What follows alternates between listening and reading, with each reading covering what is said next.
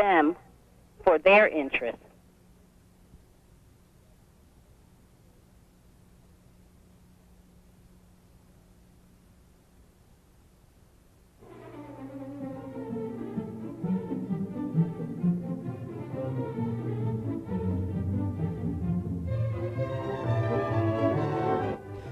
Up next from Jerusalem, a conversation with Uzi Landau, a member of the Israeli Knesset.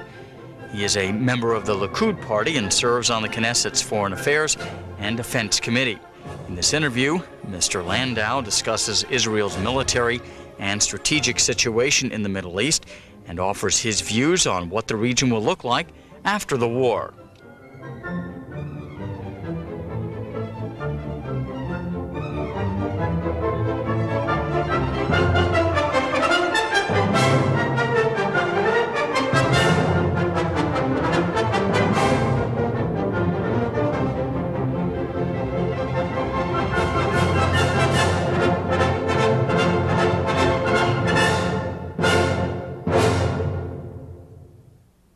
Uzi Landau, a member of the Knesset and of the Foreign Affairs and Defense Committee.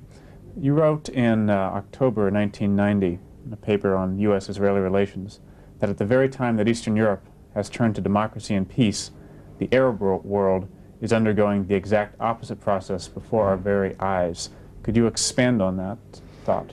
Well, sure. The Arab world at the moment is plagued by two major streams. One is Arab nationalism, and the other one is Arab Muslim fundamentalism. These two streams are basically hostile to the West due to cultural and religious reason and history. They have far-reaching objectives to reach their ambitions. They would like to eradicate whatever Western influence there is in the Arab world. They wouldn't be so dangerous if not for the tremendous piles of weaponry which are accumulated in some of the Arab countries, in particular in some tyrannies such as Iraq, Iran, Libya, Syria, with unprecedented amount of quantity and quality. If you add to that also the development of non-conventional capabilities, obviously the West is going to face quite a foe. We should also add that some of these Arab countries control tremendous oil reserves, and some of them are also controlling major transportation routes for commercial reasons and other reasons. And if, God forbid, you would have the possibility for such an Arab empire to come into being, I would believe that also given the development of nuclear capability, the West in a number of years would become a hostage at the hands of some of these Arab tyrannies.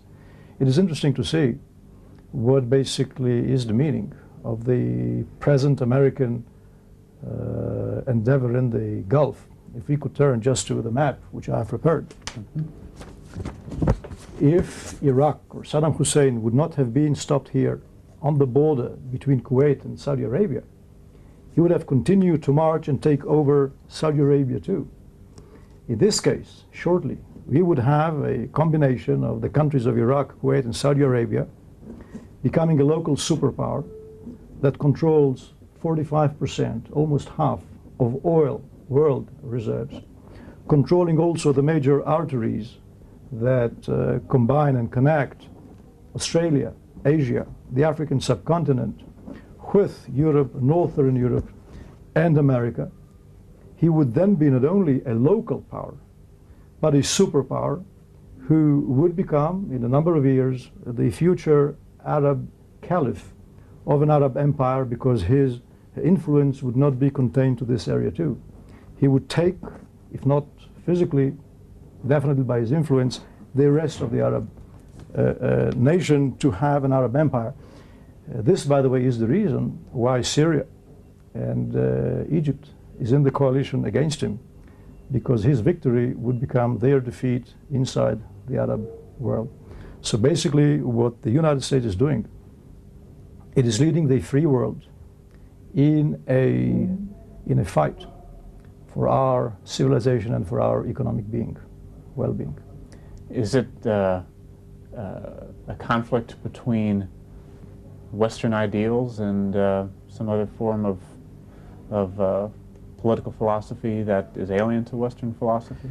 Well, the political philosophy that you might have vis-a-vis the Western philosophy is that of Muslim fundamentalism, which is already plaguing much of the Arab countries, not all of them. And many of the Arab moderate countries do suffer from it. And what Saddam Hussein is now trying to arouse is those Muslim sentiments, Muslim fanatic sentiments, and make that a holy war against the West. So this what has to do with the ideology part of it. However, you also have Arab national sentiments which don't like the West very much for such, and they would like also to eradicate any influence from that area. So what can we do about it? Well, I believe at the moment what is necessary to do is, of course, support whatever Arab regime there is that is somewhat moderate and wishes to be in good relations with the West, such as Egypt, such as Saudi Arabia, and all of the other Arab countries that are not tyrannies. And obviously, if the West will not be sufficiently resolved in that, the Muslim fanatics are going to take over. What is wrong with Islamic fundamentalism per se? Don't these countries have the right, like any other countries, to decide the political philosophy that they want to live under? Absolutely. I wouldn't pay much attention to what's happening inside Arab countries and Muslim countries if that's the way they wish to live. However, Muslim ideology isn't something which is contained in one's border. Their objective is in the longer run to reach or arrive at a Muslim world republic, trying to extend their influence as much as they can. They are already speaking within the Muslim world as to those old good days where they were in fact influencing much parts of Europe. So definitely these are some kind of sentiments that are already coming into being. By the way, you already have these traces in the heart of some European capitals, and should I also say some traces in the United States too. And what is Israel's position within this general? What sort of threat is posed towards Israel from this rise in fundamentalism? Well, obviously we are a part of the Western world, and being in the Middle East, we are bearing the brunt of the attack. By the way, it is not only Muslim fundamentalism, it is also Muslim fundamentalism. This adds up to a general atmosphere and situation of instability in the Middle East that is going to be, to my opinion, in the foreseeable future for a number of years. Muslim fundamentalism is just one, an important one, but just one of the factors that add to that. What you also have in the Middle East is a number of Arab countries who for many years, hundreds of years, have been in rivalry with each other for supremacy in this region. Iraq, Egypt, Syria, and other countries have been engaged in a struggle for supremacy in the Arab world for many years. That's not new. There are inner divisions in these countries. There are tribal differences in these countries. I don't see a stable Middle East in the many years to come. It's interesting to see the many wars that took place over the past 30 years between Arab countries and themselves. We have now the war between Iraq and Kuwait. We previously had the war between Iraq and Iran. We have the involvement of Syria in Lebanon not very long ago. We had the war between Syria and Jordan 20 years ago. Egypt was involved in Yemen 30 years ago. There was war between North Yemen and South Yemen, between Saudi Arabia and Yemen. Egypt clashes with Libya. Libya involvement in the Sudan and in the Chad. You just name it. The Arab world has been unstable, and unfortunately, I must say, will continue to be unstable. And the major problem for the West is to find these elements in this area that could provide stability in the future. I see in these areas only two forces, such as Turkey and Israel, who are close to the West in terms of the political thinking, who are democratic governments that can be trusted for the long run, and that once you strike a deal with, you know where you are for many years to come. It is also, of course, good to have good relations with every other a country in this area, Muslim country, Arab country. It's good to have them as friends as it is now, but I wouldn't bet on having them long-term allies, because what happened to the, let's say, Shah of Iran can unfortunately happen to Mubarak of Egypt or to Saudi Arabia. So that's basically the future Middle East which I see, and the preconditions for stability, that is credible allies. If I would be a Western country or the United States, I would go for credible allies in this area. And yet the largest allies in this current war for the U.S. are Saudi Arabia, Egypt, and even Syria, at least in terms of providing military support. And well, that's exactly the point. These two countries, most of all, provide political legitimacy for the United States to be in this area. But I would believe that you would agree with me to suggest that they basically do not bear any reasonable portion of the effort, of the military effort. In fact, Egypt has, until now, didn't take any part in the fighting. It has already said that it is not going to be involved in ground attacks against Kuwait, definitely not against Iraq. They're only going to protect Saudi Arabia from future Iraqi invasion. And Syria is not only, has already said that it is not going to be involved in ground action against Iraq, but sharing, as you can see, sharing a common border with Iraq. It could help the coalition in just putting a military threat from there. It hasn't done it. It has also gone as far to suggest that the United States should not beat Iraq too much. That's what Syria said. So undoubtedly, it is good to have these countries on your side.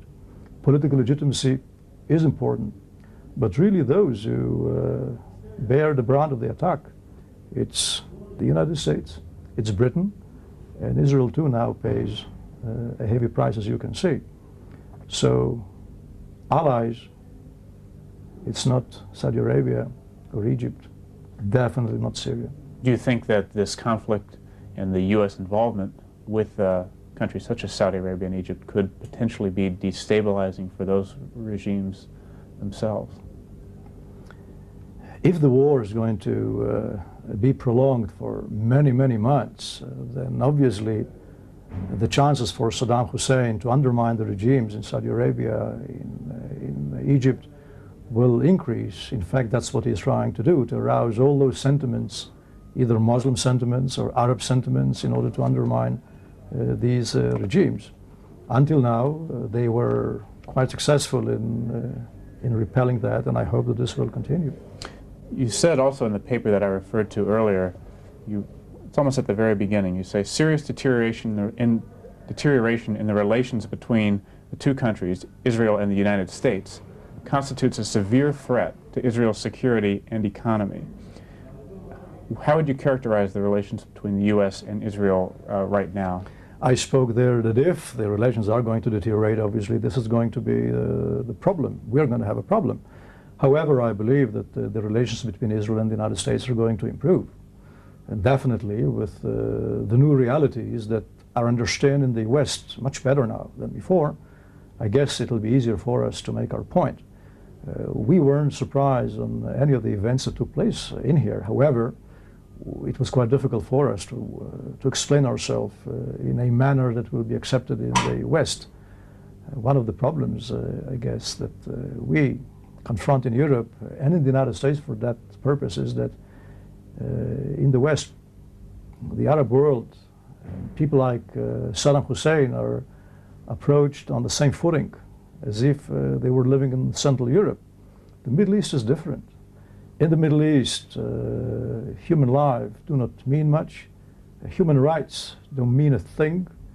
Written peace agreements aren't worth the paper that they are signed upon. Between Iraq and Kuwait, there was a signed peace agreement, a non-aggression agreement. Nevertheless, look what happened there. So I believe that this will be much easier for us to make now, and also be better understood in the West, that here, living here, you must be strong, and you need margins of security that wouldn't even suffice to Europeans. And I believe it will be easier for us now to explain why the demands, for example, for a Palestinian state or for territorial concessions, are not only going to undermine our existence, but are also going to be a threat to peace. This, I believe, will be possible to be done now. Before the Gulf crisis, did you see U.S.-Israeli relations deteriorating over the past couple of years under the Bush administration? I believe, well, first of all, we have to know that with whatever ups and downs we used to have over the years with America, basically we have been and still are very close allies, and when it comes really to a test, as it is now, I believe our importance is eminent. However, there used to be some advisors in the Bush administrations that suggested about seeing the heart of the conflict in the Middle East in the Israeli-Palestinian issue, and suggest that future formula for peace is territories for peace.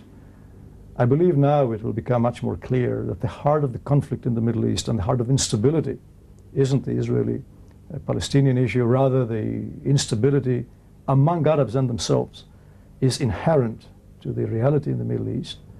Secondly, I believe it is becoming clear that the Palestinians are an additional problem, not a single problem in the Middle East.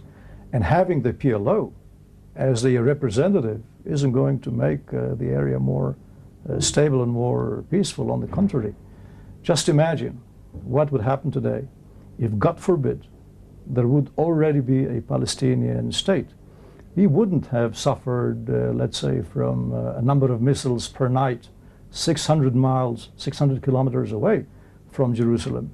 We would rather have a mini Iraq in our backyard, throwing at us hundreds, if not thousands, of missiles, of regular gun barrage, mortar barrage that would have made life here impossible. If I can just pull your attention to the would-be such Palestinian state that is suggested, let's say, vis-a-vis Israel by Europe. It's not the American position. This would be the borders of a Palestinian state. The vast majority of our country, that's the red part, vis-a-vis the yellow Palestinian state, all of our coastal plains, highly populated area, where between 70 to 80% of all of our population is concentrated, would be under a constant, simple, regular military threat. Obviously, if you see how the Palestinians have applauded whatever Saddam Hussein is saying, this country wouldn't be, in this crisis, a buffer between us and Iraq. It would be rather a stepping stone for Saddam Hussein to continue his attacks versus us. So it's clear, at least for me today, that if in the past there would be some arrangements, military arrangements, territorial arrangements conceivable, now it is less likely to take place in the future than in the past. Just to follow up on what you were just talking about, you said that if there was a Palestinian state in the occupied territories, it would pose a threat, greater threat to Israel. A mortal threat. Mortal threat. That's right. Jordan is, I think, over 70% Palestinian, and it seems that Israel has successfully defended itself in the past 20 years since from Jordan. Wouldn't Israel be able to use its defense capabilities to defend itself against any sort of threat, even a state, a Palestinian state in the occupied territories? I think it is conceivable. Look now about the huge American deployment in the Gulf, which is having it not very easy against Iraq. But suppose if we would have had on our eastern front a military threat, what would be this military threat? In order to see this, I believe it is good to see what are the security standards that the West would like to have for itself, and then compare that to the security standards that we face, or that we would like to have. I've taken the Western position paper towards the negotiation for limitation of conventional forces in Europe that was prepared a year and a half ago for the negotiation between East and West, and this was the period before the Warsaw Pact was disintegrated. This position paper divides Europe into a number of countries, into groups and subgroups, and put ceilings on the amount of weaponry on each. I just arbitrarily chose the groups of the eastern group of countries consisting of Poland, East Germany, and Czechoslovakia. And vis-a-vis, on the west, we have West Germany, Belgium, Holland, and Luxembourg. What the European demand, just to ensure their safety, is to have no more than 8,000 main battle tanks in each of these groups of countries, and no more than 4,500 artillery pieces and 11,000 armored troop carriers. And this is what the West is demanding, having a strategic depth of between 400 to 500 kilometers. And this is the eastern threat which the West faces. When you come to Israel and the kind of the threat that we face, this is our eastern front. If you take the combined armies of Syria, Iraq, Jordan, Saudi Arabia, and by the way, there are additional Arab countries such as Egypt, Libya, Algeria, you just name it, you see that the total number of tanks that we face on our eastern front is close to 12,000 tanks. It's about 50% higher than what the Europeans allow. We have 8,100 artillery pieces, which is almost twice what the Europeans allow. If you also take the air force into consideration, the ratio is 1 against 3, not in our favor, in their favor. And if you look upon the strategic depth, we have it here 80 kilometers, 1/5 of what Europe demands for itself. And what I listened, you were suggesting that Israel will give up the hills of Judea and Samaria. He who controls them fully control the coastal plains. He would then be stripped of all of our security deterrents and whatever we could just have here in the Middle East to defend ourselves. I showed before the European security standards. In an era where peace agreements are signed between Eastern Europe and Western Europe, their economic relations, in the Middle East, it's a total different culture. You don't have in Europe those Saddam Husseins or the PLO terrorists. And I believe, given these conditions, what Israel needs is larger security measures, not less security standards than Europe. And that's why a Palestinian state in this area would not contribute to peace. It would rather be a stepping stone to this eastern front that we have to launch a surprise attack against Israel and then maybe really push us off the cliff into the sea. So there is an argument, I'm not sure if it applies or not, I'll ask you if it does, that you referred to the conflict between East and Western Europe. There's an argument that goes that despite the fact that there were large armies in both East and West, that a conflict there was never really likely because of the terrible cost it would bring to both sides. Can you apply that same argument to this region? Your map shows arrows from Jordan and from Saudi Arabia and from Syria and Iraq, of course. Is it realistic to expect in the near future that that Israel really is threatened by Saudi Arabia and Jordan, and even from Syria and Iraq, in the sense that its existence is threatened? Undoubtedly. If you would have asked, let's say, this question, the Kuwaiti regime a year ago, how likely is it that Iraq will attack Kuwait? They would have taken that with a smile. And they are Arabs. We are here in the Middle East. We are hated by the Arabs, by Iraq. Hey, oh, if there is any difference as to the general mood and culture that you could compare to Europe, under a European Western culture, you could have reached the agreement that you reached with the Soviets. Here, however, whatever agreement that you sign sometimes doesn't worth the paper that it is signed upon. And above it all, you really think that characters like Saddam Hussein care much for the safety of their own people? Do they care, let's say, if 1 million of their people would be disseminated in a war just to reach their own objectives? I guess that the attitude towards human life in the Arab world is totally different than it is in Europe. And let me suggest that if Israel would be today in the heart of Europe, a peace agreement would have long existed between us and our neighbors. And your last comment vis-à-vis Jordan, that we could have defended ourselves until now against this country, this is true.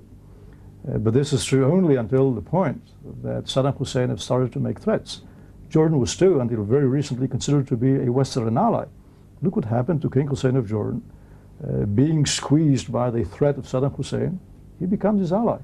And he won't be able to stop a Saddam Hussein wish to introduce Iraqi many divisions into Jordan in order to attack Israel. There is no way he could resist this threat, in which case the situation on our eastern front is totally, totally different. Do you believe that the threat exists now from any country that an attack could be launched against Israel that would seriously threaten its very existence? Well, as long as we shall be able to do what is necessary for our safety, I believe we shall be successful. But again, I don't think that our struggle here is just for our sake. I believe that we represent here extremely important Western interests, not only political interests, but also the interests of the civilization, of the ideals, of the values that we have been raised to believe in, that are also under attack in this Middle East. So political interests together with beliefs and ideology goes together in the future alliance that I believe will take place between Israel and the West, in this respect with the United States. We just have a couple minutes left, unfortunately. Let me just ask you again about the relations between the governments of the U.S. and Israel. For, I think, almost a year, President Bush and Prime Minister Shamir did not talk on the telephone. Now they consult, we're told, regularly. Do you think that this conflict that we're in now has changed the way that the administration, Bush administration and President Bush himself, view Israel's security?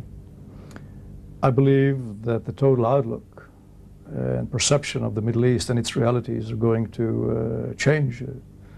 Until August 2nd, Saddam Hussein was perceived to be a possible friend of the U.S., and Assad of Syria was considered to be a terrorist. Within a day, the whole thing just turned around, and Saddam Hussein is now a terrible man, and Assad of Syria has been met by the American president in Geneva. I believe that a foreign policy analyst in the State Department will now perceive the Middle East differently. And what I should also add to it, I believe that the basic relations Israel has with the United States has many facets to it, has many layers. We have and we would like to have a very good and close understanding with the administration. We have very close contacts with Congress, with American intellectuals, with the American Christian community, Jewish community, the media at large, and I believe one of our major goals at the moment is to make our point, bring this information of what the Middle East really looks like and what really is our importance here to the West as such. That's all the time we have, I'm afraid. Uzi Landau, a member of the Likud coalition, the ruling coalition here in Israel, and also a member of the Knesset Foreign Affairs and Defense Committee, of which he's chairman of the subcommittee on the defense budget. Thank you very much for joining us. Thank you very much. Next, you will meet David Zucker, a member of the Knesset for the Citizens' Rights Movement Party. His party advocates a Palestinian state in the Israeli-occupied territories. He spoke with us recently in Jerusalem.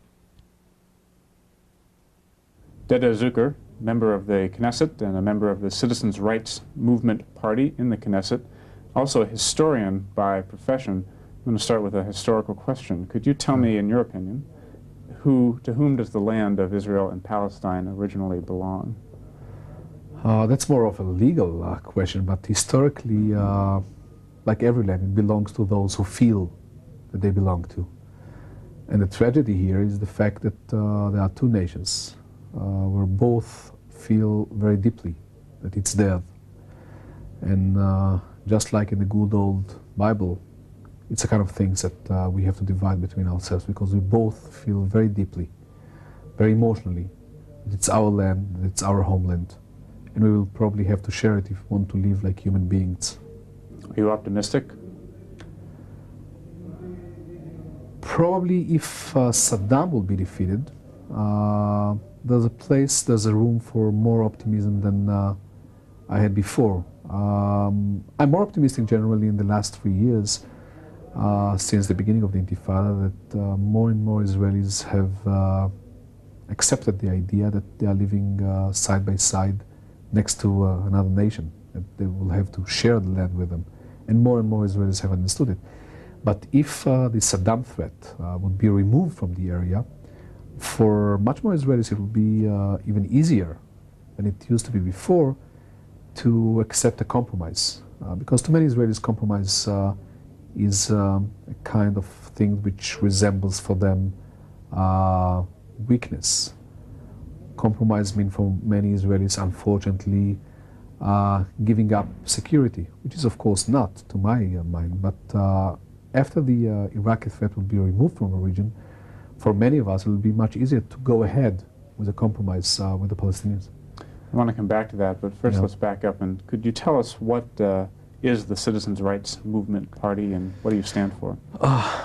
Yeah, to make it very short, not very accurate, but very short and understandable, I would call myself, I would call us liberals. So in American definition, it would be liberals within the Democratic Party. A party which stands for citizens' rights, just like the name, for basic freedoms, for a constitution, which Israel doesn't have, unfortunately, women's rights, minority rights. It's middle of the road in terms of economic policy, social democrats in European terms, and considered as leading, as playing a leading role among the peace camp in Israel, meaning supporting the right of self-determination of the Palestinians, supporting the idea of a demilitarized Palestinian state side by side with Israel. That's more or less a fair description of the party. And do you support a Palestinian state? Yeah, definitely. If this state would be demilitarized and the security of Israel would be ensured by that, we are warm supporters of this concept. Yeah. And would that state encompass all of the occupied or all of the West Bank? Most of it, yes. West Bank and Gaza, not only for their own good, but mainly for my own good, for our own security. I think that Israel should not try and swallow another nation. It's just impossible to swallow another nation which doesn't want to be swallowed. So yes, the future Palestinian state would have to be located in most of the West Bank and Gaza. Before the 1967 war, of course, Jerusalem was divided. Yeah. What's your opinion about Jerusalem? Probably Jerusalem, not probably, definitely Jerusalem would have to stay one city. And I think that even among the Palestinians there is no illusion now concerning this issue, and they accept the idea that this will be a one territorial municipal unity, whereas in this one unity we will have to find a way where the Palestinians, just like the Israelis, would have a way to have their religious, political institutions. And when you mention the Palestinians, do you consider the PLO to be a legitimate representative of the Palestinians in the occupied territories? Yeah, you know, you don't select your father and mother, and you don't select your enemy. And that's the enemy. That's the leadership that the Palestinians have chosen to be the leadership. And if I want to be realistic, I have to accept it. That doesn't mean that I'm going to accept every word of the PLO. That doesn't mean that I'm going to agree with every word of the Palestinians. And the Iraqi example is a good example where we sharply criticize them. I mean, we sharply don't agree with them. But it's not up to me to select the Palestinian leadership, no. Do you think that that if there was an election in the West Bank, in Gaza, that the Palestinians there would choose the PLO as their representatives? Oh, definitely. Definitely, the PLO is considered by vast majority of the Palestinians as their leadership. But I would say in the last year, we can now define a new approach where an outside power, the religious fundamentalists, are growing and are, I would honestly say, stronger than they've been a year ago. They are not yet an alternative to the PLO, but I would recommend to take them very seriously, and as long as we don't find a solution in the area, and as long as Israel and the states and the Palestinians would not find a way to compromise, they would get a lot of power, more and more, every month. If I can characterize what you said a few minutes ago, you said that once Iraq was defeated, it may make Israelis more willing to find some kind of compromise. I was wondering what your thoughts would be on how the Palestinians view this conflict and Saddam Hussein, and whether if he's defeated, it might make it easier for them too. You know, the best scenario for the Palestinians, for the PLO, was supporting Saddam but not having a war. Assuming that Saddam would achieve some of its targets without having a war, meaning an international conference that would be dealing with including the Palestinian question. But they found themselves supporting Saddam against the entire international community, against the rest of the world, and having a war where they cannot gain anything. So it would make the future compromise more difficult than it used to be, or I would put it differently, a longer process than we have anticipated. They would have to get rid of their support with Saddam as a precondition to coming to terms with Israel and with West, Europe and Washington. But I would like to believe on one thing here. The Palestinians have a long experience of not trusting any Arab nation. If you'd ask the average Palestinian who had killed more Palestinians, the Arabs or the Israelis, he knows very well the answer.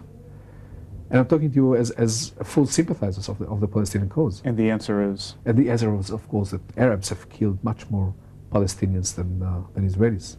And they know the answer very well. So they have a very long experience of not trusting any Arab nation. They would try to use every Arab regime if it served their cause. They have tried Saddam and they were let down. Because if the war would be, if the end of the war would be a triumph to the UN, to the allies, that means defeat of the Palestinians. And then they would get up on their feet, would look around, and just like a desperate person, just like a desperate entity, a very frustrated one, they would look for the future ally. And hopefully in the Arab world, this ally would be Egypt, would be the moderate Arab states. Now I can add even Syria, that can be a partner, a realistic one, to a peace process with Israel. And probably, and hopefully, Europe and Washington would not take revenge. I mean, it's not time for revenge against the Palestinians. We're talking about a poor nation that we Israelis needs to get rid of our occupation on them, of our rule over them. So hopefully Europe and Washington would not take revenge. I hope so. There seems to be some sentiment among Palestinians in the occupied territories that they think that Saddam Hussein is a powerful leader, and that he does truly represent their interests. What do you think of that? A deep sentiment, yes. A deep sentiment to somebody who has heated the heart of Israel, Tel Aviv, yes, definitely. I have to admit that. But they were betrayed so many times by Arab regimes that they know that Baghdad and Iraq is only the next betrayal, no more than that. It's an ally for a certain period of time. Once the ally doesn't serve them, they would look for another ally. And I wonder if any other nation in their position, in the Palestinian position, would have behaved differently. I don't think so. Do you think that this war could have been avoided if there had been some linkage between the Palestinian issue and the Kuwait occupation? Oh no. That's something that only some protesters in America and in Europe believe. Saddam went to occupy Kuwait not because of the Palestinian case. Saddam went to rob the oil of the Gulf, and in order to challenge the Egyptian superiority in the Arab world. That two aims. And the Palestinian case was the last thing that bothered him. but smartly, he used the Palestinian issue among the Arab masses. He knows that the Palestinian case, not among the regimes, but among the masses, is considered as the conscience of the Arab nation. And he is using it very eloquently. He knows that it brings him a lot of sympathy, not only among the Palestinians, and he's using it. And an international conference was not the idea before the occupation of Kuwait, and was not, therefore, a solution to get rid of Kuwait or to withdraw from Kuwait. So I'm sorry, you do or do not support an international conference? Oh. Set aside the issue of Kuwait. Set aside the issue, we were warm supporters of an international conference before and without any connection to the Iraqi-Kuwaiti dispute. And I still think that an international conference after the war would be ended, and not as a precondition to end the war, is an excellent opportunity for Israel if Israel would know how to use the opportunity. Even more so after this war, I would recommend to take this opportunity because it's really a historic opportunity to have a new order in this whole region, not only concerning the Arab-Israeli conflict, but in the whole region, from Iran to the Mediterranean.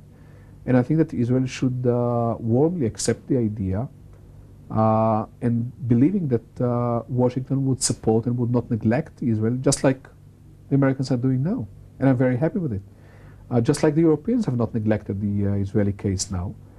And I really hope that a future international conference would be a vehicle, would be an instrument to ensure the security of all the states in the region, including a Palestinian state, and would be a chance for having a new economical order in the region and a new involvement of the West, of the industrial world here in the region. We only have a few minutes left, unfortunately. Let's just talk specifically about the Gulf War. Do you support this war? Once it is broken, I support the idea of smashing the military potential of Saddam. Whose interest is that in? You know, I would like to talk as an Israeli, not, in this case, only as an Israeli, even though I know that I'm a member of an international community, but as an Israeli, as a peacenik, as somebody who is, I mean, I've devoted all my political career to the peace issue. I think that we are the one who would gain out of it. He still is, I'm afraid, a threat to the peace in the whole entire region. And somebody who is a threat to the peace should be smashed if he doesn't want voluntarily to be part of an effort, at least efforts, to form a new international order. Did you call yourself a peacenik? Oh yeah. And Yeah. excuse me, what's your reaction when you see demonstrations in the U.S. and in Europe opposing the war? I'm furious. Why? I'm furious because I remember that when I was 18, when I was 16, 17, I was a great supporter of the anti-Vietnam War. And I'm a great supporter of the Palestinian right for self-determination, just like many of the probably demonstrators in Europe and in America. And I'm somebody who think that Israel should give up the territories in order to have peace here in the region. And all of a sudden, I find myself on the other side of these people that I shared views with. And these people are deeply wrong. There's the major threat, not the only one, but the major threat to peace in the region, in the whole entire region, is Saddam.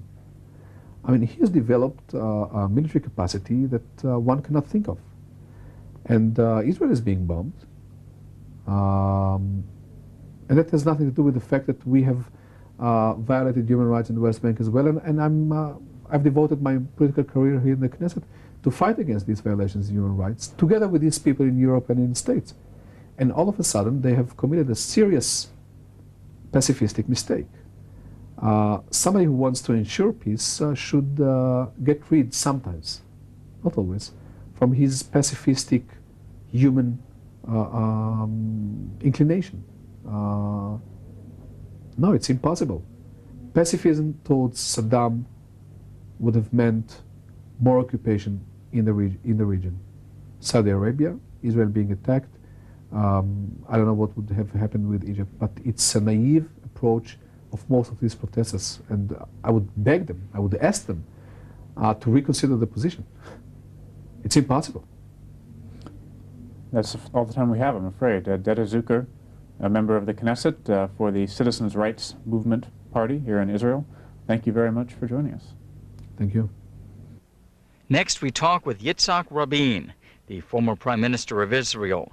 He served in that post from 1974 until 1977, and until last year, he was Israel's defense minister.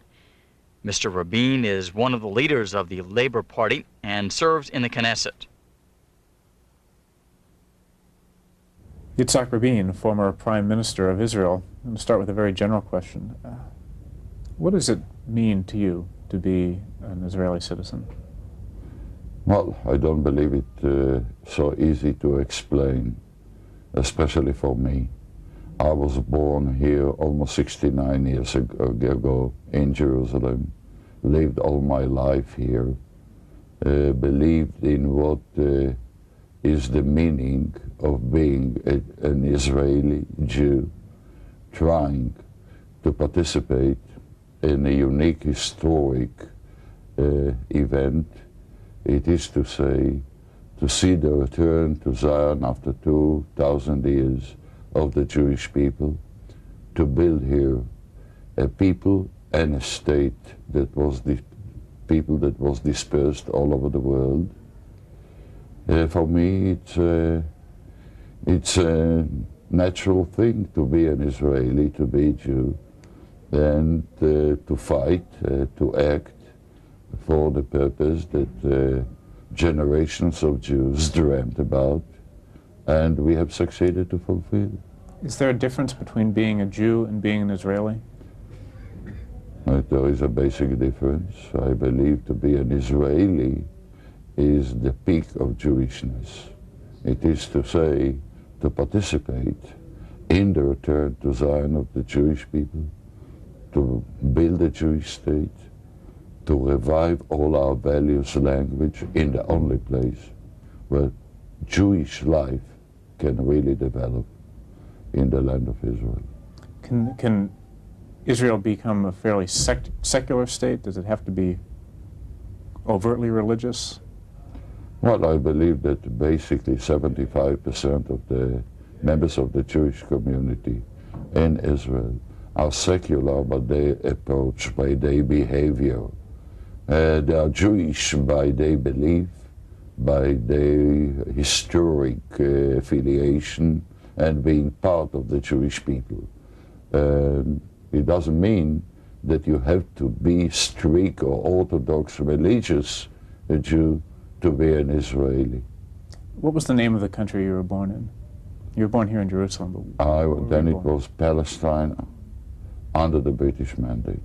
And what happened after that? What other names did you live under before Israel? It was either Palestine under the British mandate, and since 1948, when Israel declared its independence and fought the longest and the most painful war that we have ever experienced.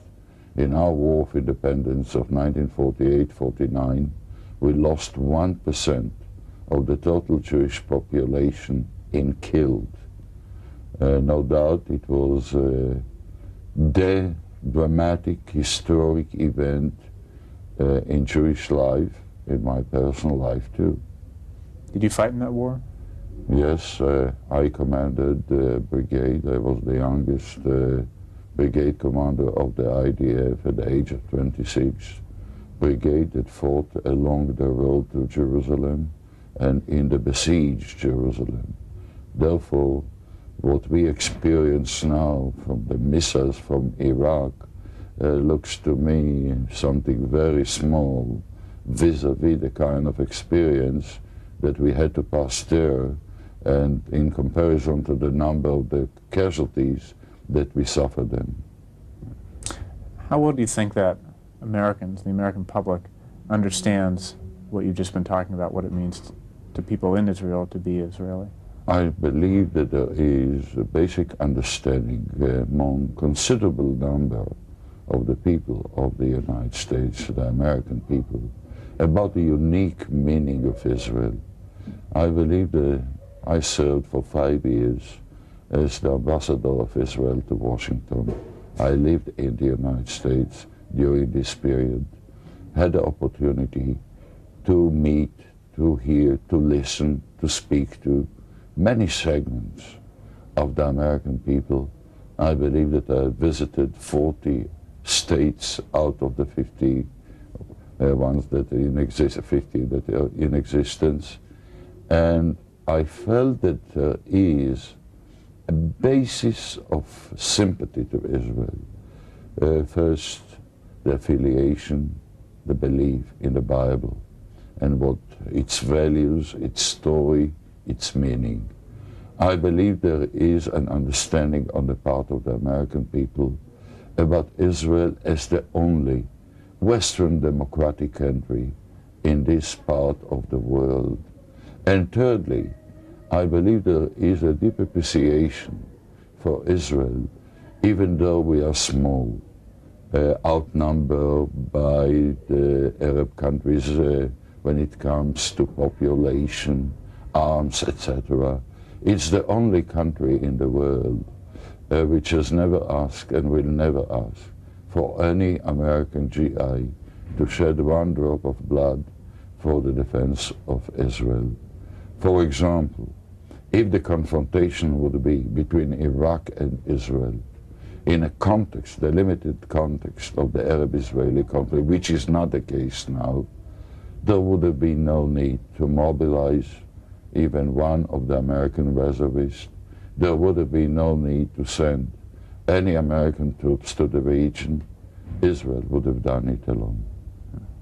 Do you think that if it came down to it, America would be willing to fight for Israel? If you needed the help, would you say you don't? I don't believe that Israel is, or will be in the need that Americans will have to fight our wars in the context of the Arab-Israeli conflict. I believe this is the reason why the American people and all American administrations express their appreciation to Israel's readiness to do it alone by allowing Israel to get the means, the arms by which Israel will be able to do it alone. What has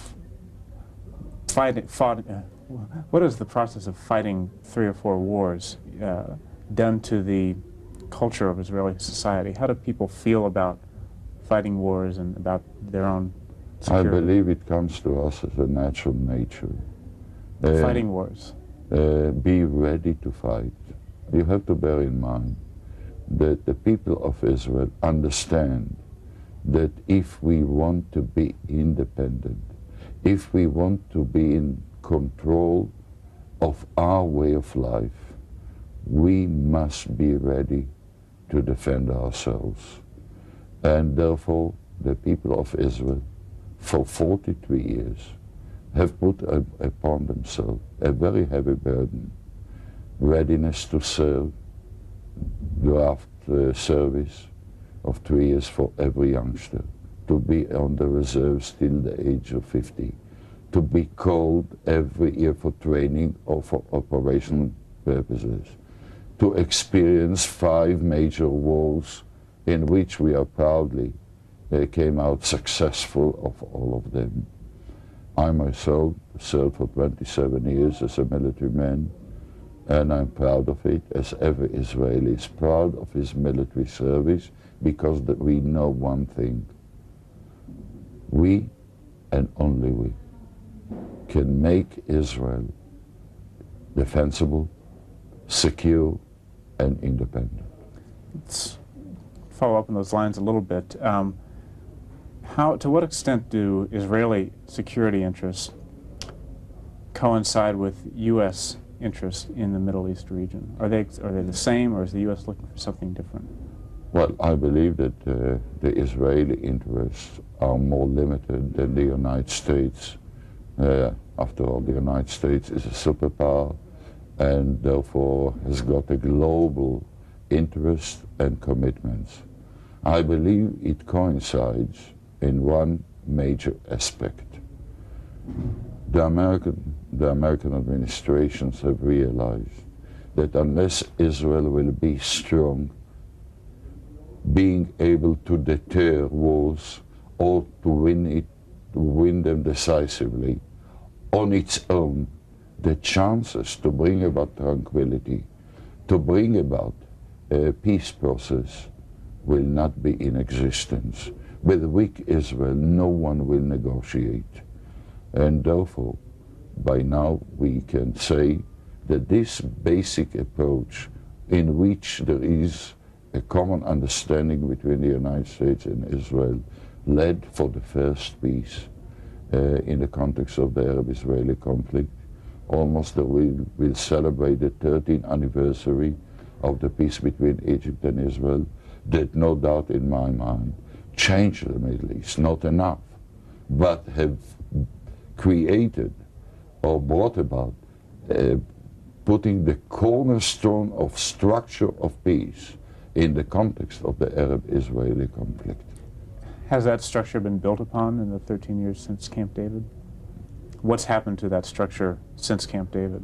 I believe that first and foremost, the fact that in the Middle East, in which the unpredicted happens much more than the predicted, that for 13 years, Egypt is out of the cycle of war against Israel.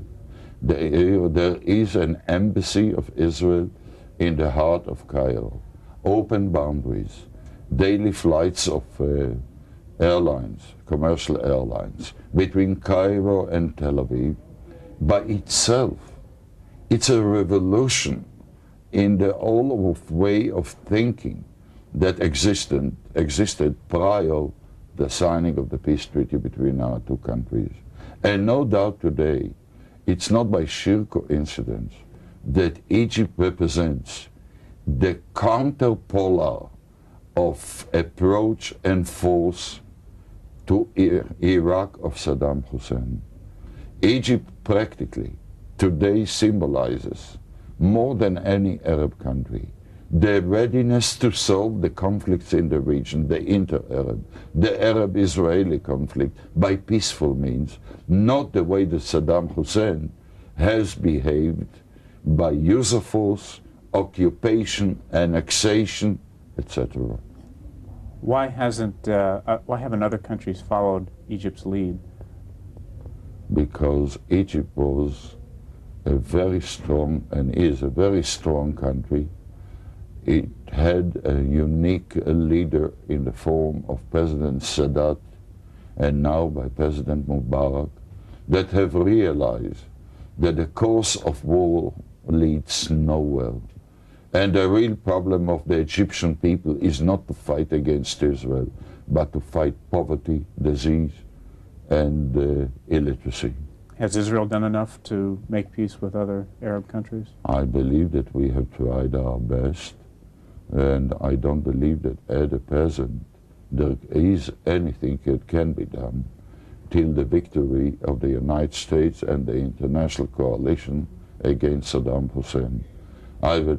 Since I believe that this victory will be achieved, I believe it will change the whole Middle East, and it will serve as a clear-cut signal that aggression, use of force, imposition of your will by force on others, especially in this case of one Arab country on another one, will lead nowhere and will not solve the problem, the real problems of any one of the Arab countries' people. Are you surprised by this war? Are you surprised that we're at war with Iraq? No, I was not surprised. I was the Minister of Defense since the end of 84 till the beginning of 1990 for 5.5 years. I believe that the policy of the Western world including the United States, vis-à-vis the war between Iraq and Iran, was wrong. It was not a war between Saddam Hussein, that then was looked as the darling of the Western world and the monster in the personality of the Ayatollah Khomeini. I believed then that it was a war between two monsters, and the best for every part of the world would be then not to allow any one of the two to come out from this war with the upper hand. I believe the irony of history is that the victims of Saddam Hussein since August 2nd, 90, were those who practically made it possible to Saddam Hussein to come with the upper hand from the war against Iran. Saudi Arabia, that supplied the money, $50 billion, to Saddam Hussein to build his huge military infrastructure and military forces. The United States, that was the dominant political factor, preventing assistance to Iran, not to let Iran win, but to prevent Iran to lose the way that made Saddam Hussein megalomaniac as he came out of this war. Therefore, we had no illusions about the megalomaniac ambitions of Saddam Hussein. I can say that we warned the Egyptians, the Americans, toward the end of 89 and the beginning of 90 about these ambitions. Very few listened to us, and now everyone is aware. But let's leave the past and focus on the present and the future. I believe the elimination of Saddam regime from Iraq will be a new opening for a new era in the Middle East that will bring more tranquility and will enhance the possibility of solving many conflicts, inter-Arab conflicts and the Arab-Israeli conflict. Now, the stated goal of the coalition is simply to force Iraq out of Kuwait, not to eliminate or overthrow the Saddam Hussein's regime. Do you think that, in fact, the goal should be to replace the government there? No, I don't believe that there is a need to redefine the goal, but if you look the way that the military operation by the United States and its allies are carried out, you see that at the present, the main airstrikes are aimed about the infrastructure, military and strategic of Iraq. There is no yet any fighting in a real sense to uproot the Iraqi forces from Kuwait, but no doubt in my mind that unless this will be done, there will be no decisive result for the war, and there will be no achievements of the goals the way they were defined by President Bush and the United Nations Security Council. But to achieve it without bringing now a real deterioration of the present regime of Saddam Hussein in Iraq will be very difficult to be done. I've heard people talking since I've been here that the problem is one man, again, Saddam Hussein is the problem. Do you share that view, or will we still have to worry about Iraq after however the war ends? Might be that if there will be by any sheer coincidence assassination of Saddam Hussein, no doubt it will bring about, under the present circumstances, the collapse of the regime. But I believe that this is not the way that the war can be waged, and you can't define aim of a war vis-a-vis one person. It's not a personal war against Saddam Hussein. It's a war against the policies of the present regime of Iraq. I think you said that you live in Tel Aviv. What's been your reaction to the missile attacks? Well, it happened that I was in my apartment during the three launching of missiles against Tel Aviv. No doubt I'm experienced in war, therefore it's not a major experience for me. Even though being military man, you know, at war you fight back. In this case, I'm a civilian, and therefore I sit in my apartment in the sealed room, hear all first the warning siren, then the explosion, and of course wait to know what happened. It's an unpleasant experience, but if I bear in mind that in this case, which we didn't experience in the past, in any one of our wars, that were wars between the Arab countries and Israel, in which the main confrontation was in the front. This time, the major fighting against the threat to Israel, Iraq of Saddam Hussein, is not done by us. What we suffer is in the rear, in the centers of the population, not in the front. We have no front. And it's a provocative action by Saddam Hussein with the purpose to inflict limited damage on Israel in real practical meaning. Psychologically, he helps more. He would like to drag Israel to participate in this war because he believes that it will help him politically among the Arab masses. Does it help him politically even if he doesn't drag Israel into the war, like you said? In other words, do you think that some segments of the Arab population are glad that he has launched an attack on but Tel this Aviv? doesn't bring him any effective results vis-à-vis the Arab masses, especially in the Arab countries that cooperate or are part of the international coalition.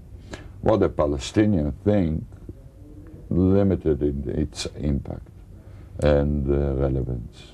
You say that you said before, I think, that the Israeli population is conditioned to be on guard and to fight if they have to. Is there a frustration now that the government has not retaliated, or that they wish that the government could do more to oppose Iraq? As I said before, is a unique experience to us. To all the wars that we fought, with the exception of our War of Independence of 1948-49, we didn't have any real attacks from the air on our centers of population. We had all the fighting in the front with considerable painful price that we paid for defending Israel. Now, it's a unique experience. Our population was accustomed to the fact, okay, we fight in the front, but once we go back home, our families, while we are fighting, are safe. And this is a unique experience. I believe that the people of Israel are capable to do it. For example, after the last attack, the third attack, I went in the morning, I went to my office in the center of Tel Aviv. The traffic was almost normal. People went to work. I'm not saying that they are not concerned and there is no element of fear, but they are determined to continue their activity. In this case, the question of retaliation, I believe, is irrelevant. The retaliation means they hit our population. We hit 10 times, 20 times more the enemy population. In this case, the fighting against Iraq to the achievement of much the greater, broader goal is done by the United States and its allies. For Israel today, the question is, if to react, is to react with the purpose to add to what the others do to prevent firing of Scud missiles against Tel Aviv and other centers of population. I don't believe that at this stage the question of the typical way of thinking in the past of retaliation is relevant. The question is, first, are we capable effectively to add to what is done, to eliminate more in a considerable way the capability of Iraq to fire Scud missile against Israel. Second, since we are interested in the achievement of the wider goal, of the major purpose of the use of force by the international coalition, to what extent are taking an Israeli action to achieve this purpose will interfere in the capability of the coalition to stick together, etc. Therefore, it's a combination of military and a political question that at the present, I don't know the exact answer.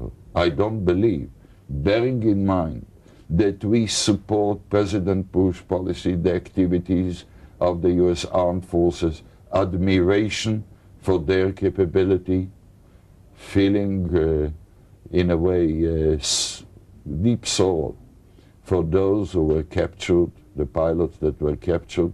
We know what does it mean to be prisoner of war in Arab hands, and we all our sympathy with them and their families, but will not be able, therefore, to do anything without understanding with the United States.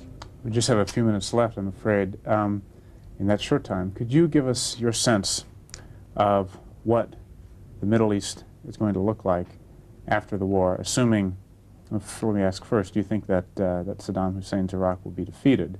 And assuming that's the case, then how do things look after that? I believe it gives a very important and vital lesson to all the aggressors in this region. It will teach them that the use of force doesn't pay, leads nowhere.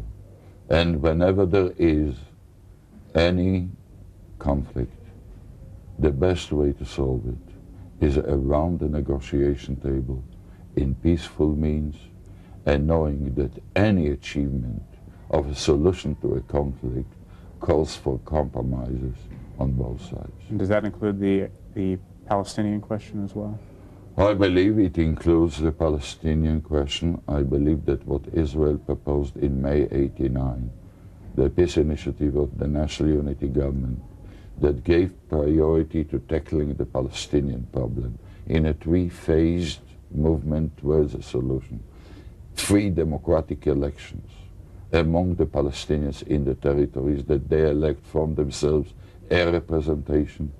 Second, as an interim agreement, self-rule to the Palestinians to run their affairs in the territories with the exception of defense, foreign policy. And thirdly, not later after the establishment,